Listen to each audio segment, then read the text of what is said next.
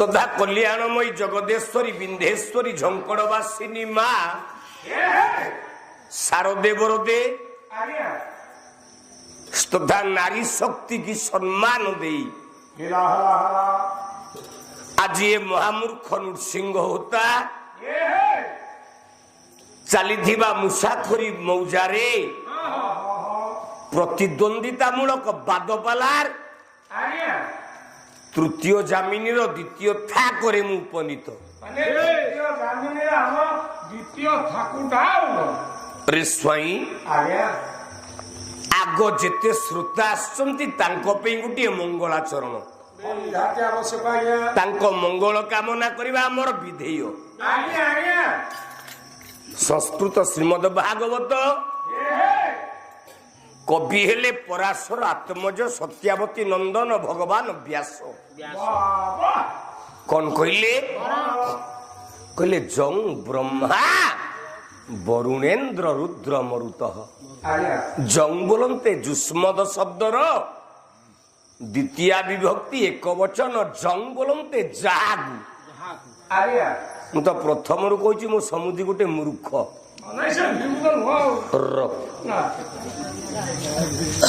ओ मो समुदी भाविला मुसाखोरी गाँ को दी तीन थर आईली एमती कहीकि मुसाखोरी कहीकि ना नहीं पड़ेबो हुशियार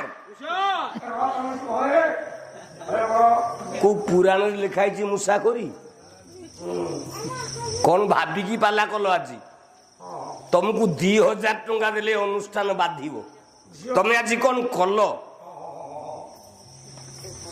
मंच उपरे कहूछ मु सोना दास है सोना दास भलिया तुम पाला करि पारिबो र पालार प बिंदु विसर्ग तुमको जणा नाही कौन समुदी कहियो र खाली भगवान तंटी टिके देइछि ए करिके दीपद गाउछ बुद्धा मोला होई आउछन्ती ता बाद पाला की जाति तमे की जाति जदि एठी भोट हबो जदि मु पचारिबी ए ना आज जो पाला हला प्रथम थाकेरे तमे माने खुशी तो किछि बुझिचो पाला विषय रे समुद्र टिके टिके आइलो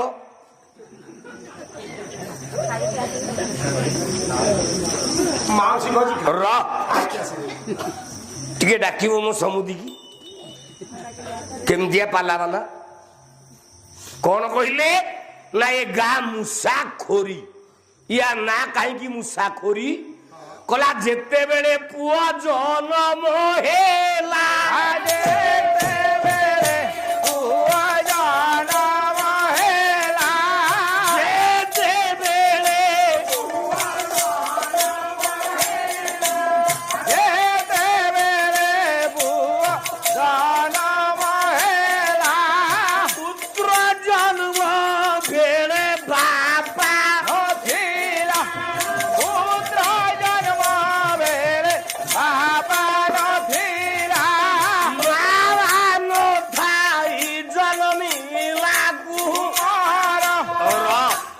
पार्टी करना साइकिल नोट खसिची नोट लागला नुवा किया किनिबा एठू पाला आरंभ कल जेती दरकार हिलो गोटे पिला जन्म हला पिलाटा जन्म हला बेले ता बापा नथिला इते के हो गेले घर भीतर ता मां नथिला बापा जाईची बाहर को मां नाही छुआटी जन्म हला अरे घर माटी जन्म लागे रे र से छुआ किए ना मुसाखोरी कम पाला वाला तमे भाविल एमती प्रथम तक मुसाखोरी कहीकि टेकी देले गाँ वाला मत टेकी देवे समुदी तुम सहित जिते थाक बादपाला जो जगार ता पर वर्ष तमे जाइच ना होता जाइछ छाती हाथ मारिकी कहि परिबो सारा ओडिसा रे को गायक नाई जोठे होता गाइछि ता पर वर्ष होता ही आस बाबा बाबा ओडिसा रे को गायक नाई या ना कहीं मुसाखोरी कहल गणेश पुआ ए पार्वती ठू गणेश जन्म है ठीक तम कथा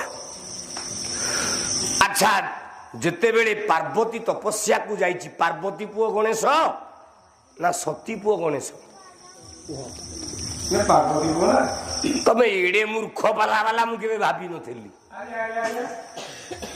ଆରେ ହିମାଳୟ ରାଜକନ୍ୟା ନା ହେଲା ପାର୍ବତୀ।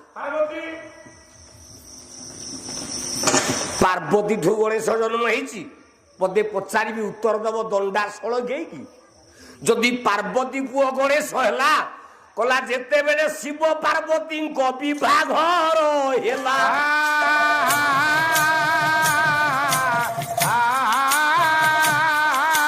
ବାହାଘର ବେଳେ କୋଉ ଗଣେଶର ପୂଜା ହେଉଥିଲା?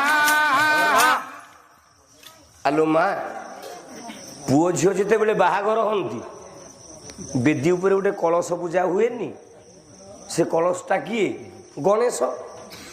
ଯଦି ପାର୍ବତୀ ପୁଅ ଗଣେଶ ହେଲା, ତାହେଲେ ଶିବ ସାଙ୍ଗରେ ପାର୍ବତୀ ପୂର୍ବରୁ ଯୋଉ ସତୀ ବାହା ହେଇଥିଲା, ବାହାଘର ବେଳେ ଗଣେଶ ପୂଜା ହେଇଥିଲା ନା ନାଇଁ?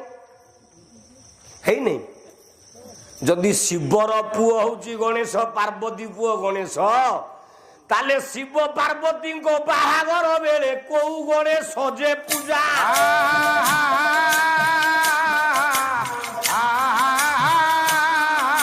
ସମୁଦ୍ର ପଛପଟୁ ପିଟି ଦେଲେ କହିକି ପାରିବ?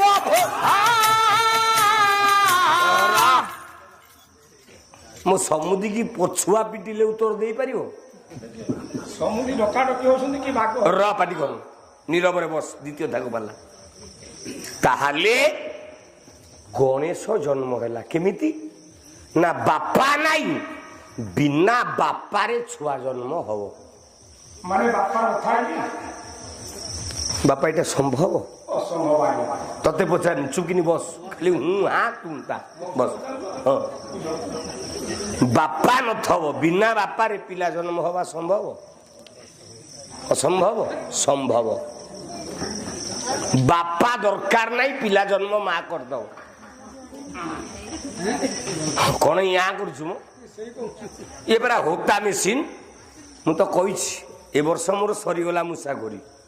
3 ଥର ଆସିଲା ପରେ ଆଉ ଆସିଲେ ଘେସେରିଆ ହେଇଯିବି। ଯଦି ବଞ୍ଚିଥାଏ, ମୁଁ କଥା ଦଉଛି, ଆଉ 5 ବର୍ଷ ପରେ କିନ୍ତୁ ତମ ପାଖରେ ରହିବି 5 ବର୍ଷ। ନାଇଁ 5, କିନ୍ତୁ 5 ବର୍ଷ ଯାଏ ତମ ପାଖରେ ରହିବି। ମଲ୍ଲାରପଦା ରହିବି, ଅଁରା ରହିବି, ମୁଦ୍ରାବେଡ଼ା ରହିବି, ମନୋହରପୁର ରହିବି, ଭରପୁର ରହିବି।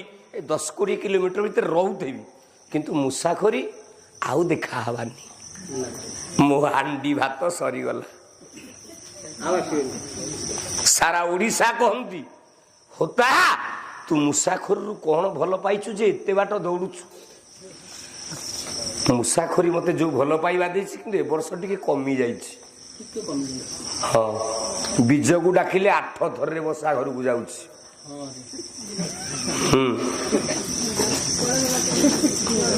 ଜୀବନର ଅନ୍ତିମ କଥା, ବିନା ବାପାରେ ମା ଛୁଆ ଜନ୍ମ କଲା। ସିଏ କିଏ? ନା ସତ୍ୟ ଯୁଗରେ ବାପା ନଥିଲା, 3 ଜଣ ମା ପ୍ରେମ ହେଲେ। 3ଟା ମା ପ୍ରେମ ହେଇ ଗୋଟେ ପିଲା ଜନ୍ମ କଲେ। ବାବା, ସେ 3ଟା ମା କିଏ? ନା 1ରେ ପୃଥିବୀ ମା ବୋଲେ ପାର୍ବତୀର ମଳି। 2ରେ ଗଙ୍ଗା ଜଳ ଭିତରେ ଗଙ୍ଗା ଆମ ମା।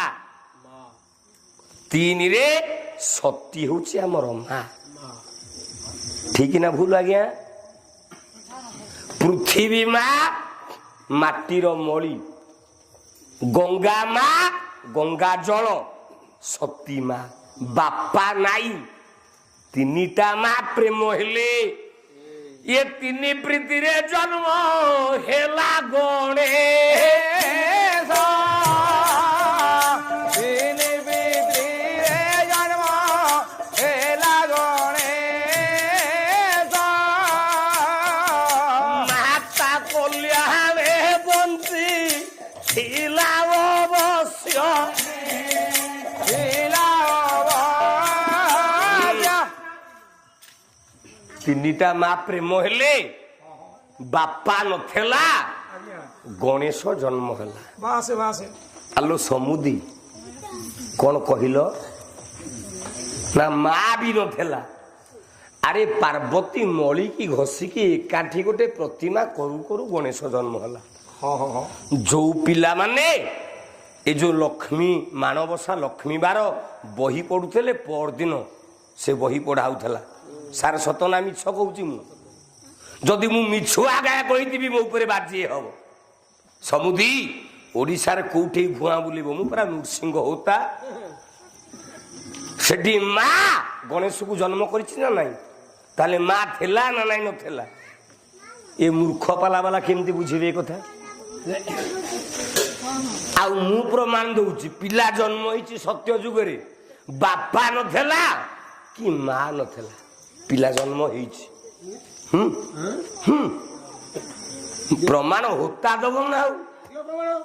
ବାପା ନାଇଁ ମା ନାଇଁ କିନ୍ତୁ ପିଲା ଜନ୍ମ ହେଇଛି। ଶୁଣିକି ମନେ ରଖ। ଏଇଟା କଣ ମା ସମ୍ଭବ ନା? ହଁ ସମ୍ଭବ। ବାପା ନାଇଁ କି ମା ନାଇଁ କିନ୍ତୁ ଛୁଆ ଜନ୍ମ। ମୁଁ ପୁରାଣରୁ କହିବି। ହେ ଜ୍ଞାନୀ ମାନେ ଟିକେ ବିଚାର କର ସତ ନା ଭୁଲ। ଆଜ୍ଞା ଆଜ୍ଞା ଆଜ୍ଞା ଯଦି ଭୁଲ ହେଇଥିବ ନୃସିଂହତା ଗାଲୁକୁ ଗୋଟେ ଜାବୁଡା। ବାସ୍ ବାସ୍ ବାସ୍ ଏ ତ ଅନେକ ଚ୍ୟାନେଲ ବସି ସାରା ଓଡିଶା ପାଲା ଦେଖିବ। ବାପା ନାଇଁ ମା ନାଇଁ ମୂଷା ଖୋରି। ତମେ ଭାରି ଅର୍ଥ କଲା ବାଲା ନା ମୁଁ ବୋଲେ ଅହଙ୍କାର ସା ବୋଲେ ସିଏ। ଏଇଥିପାଇଁ ତା ନା ମୂଷା ଖୋରି। ଏ କୋଉ ପୁରାଣରେ ଲେଖା ହେଇଛି? ଓ ଫାନ୍ଦି ଫାନ୍ଦିକି 14 ଅକ୍ଷରରେ ମାରିକି ପାଲା ଗାଇକି ଯାଉଛ ଆଉ କଣ? ତମକୁ ରାତିକେ 2000 ଦେଲେ ବାଧିବ। ତମେ 2500 ଟଙ୍କିଆ ପାଲା ବାଲା ନୁହଁ।